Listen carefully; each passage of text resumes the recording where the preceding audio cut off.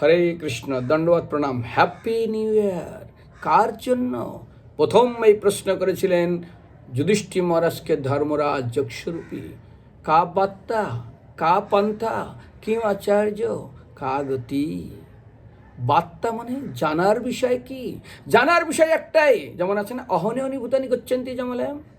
সবাই মৃত্যুর মুখে চলে যাচ্ছে, কিভাবে যাচ্ছে সেটাই হলো জানার বিষয়। দেখুন, আজ এই মোহময় সংসারকে, আসক্তিময় সংসারকে প্রত্যেকটা জীব পড়ে আছে।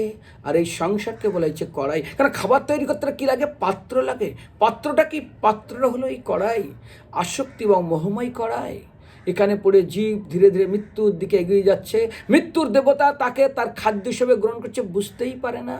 সেই জন্য শাস্ত্র বলছে মোহ এবং আসক্তিময় কড়াইয়ে জীবকে ফেলে দিচ্ছে, দিয়ে কি করছে না তার পরমায়ুকে শোষণ করে নিয়ে মৃত্যু দেবতা সবাইকে গ্রাস করছে, বরণ করছে।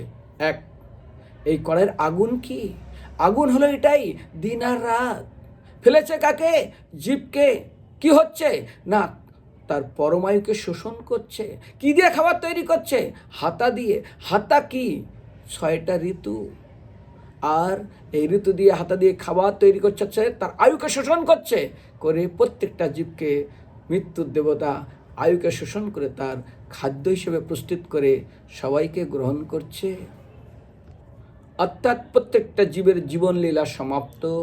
এটাই হলো একমাত্র জানার বিষয়।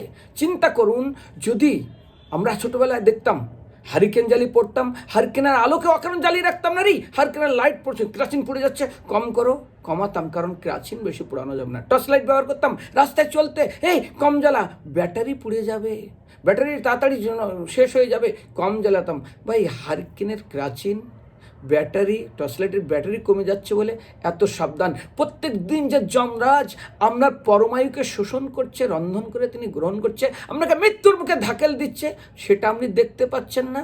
এটাই হলো আজকের বার্তা, জানার বিষয়। যমরাজ কিভাবে পরমায়ুকে সমাপ্ত করে প্রত্যেকটা জীবকে তার খাবার হিসাবে প্রস্তুত করছে। হরে কৃষ্ণ।